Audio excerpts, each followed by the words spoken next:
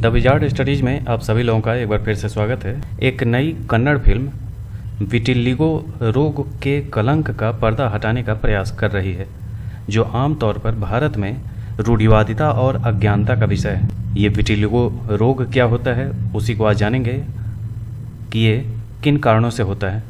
ये जो शरीर पे धब्बे दिख रहे हैं सफ़ेद, ये इसी को त्वचा रोग है ये, लेकिन समाज में इसे कुष्ठ रोग के रूप में प्रचारित किया जाता है, लेकिन ये एक सामान्य बीमारी है। तो आइए देखते हैं इसे। यह एक दीर्घकालिक त्वचा विकार है जो तब होता है जब मेलानिन के उत्पादन के लिए जिम्मेदार कोशिकाएं मेलानोसाइट्स नष्ट हो जाती है।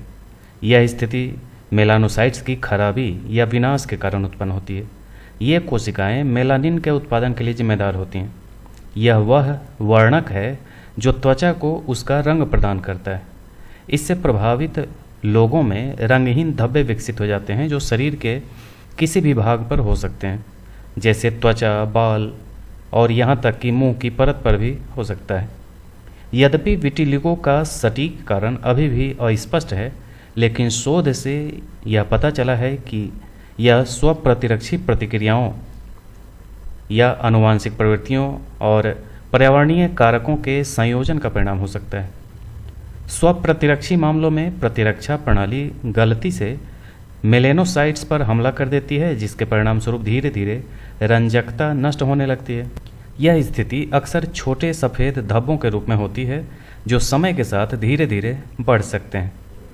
त्वचा विशेषज्ञ बताते हैं कि संभावित ट्रिगर्स में ऑक्सीडेटिव तनाव, शारीरिक आघात, गंभीर सनबर्न या रासायनिक जोखिम शामिल हो सकते हैं।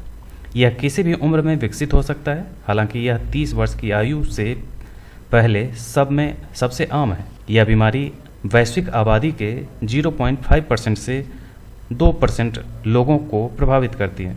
अनुमान है कि दुनिया भर में 100 मिलियन लोग इस बीमारी से पीड़ित हैं। यह पुरुषों और महिलाओं दोनों को समान रूप से प्रभावित करता है। वर्तमान में विटिलिगो का कोई स्थायी इलाज नहीं है, हालांकि कई उपचारों का उद्देश्य लक्षणों को प्रबंधित करना और त्वचा की रंजकता को बहाल करना है। विकल्पों में सामयिक कार्टिकोस्टेरॉइड्स, काल्सिनोरिन अवरोधक और फोटोथेरेपी शामिल हैं, जो वर्णकता को धीमा करने और मेलानोसाइट्स के पुनर्जनन को प्रोत्साहित करने का काम करते हैं।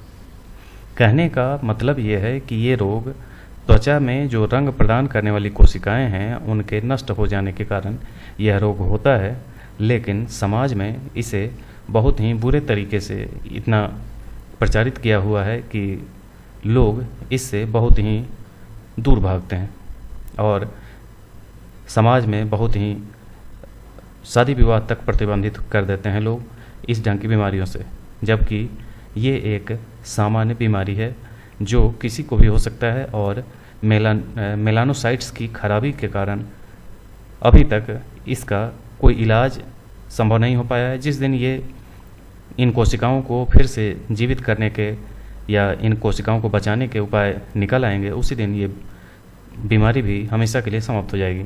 तो ये था आज का विटिलिगो रोग। इसी रंग के अन्य अपडेट्स के साथ हम फिर मिलेंगे। आज के लिए इतना ही। धन्यवाद।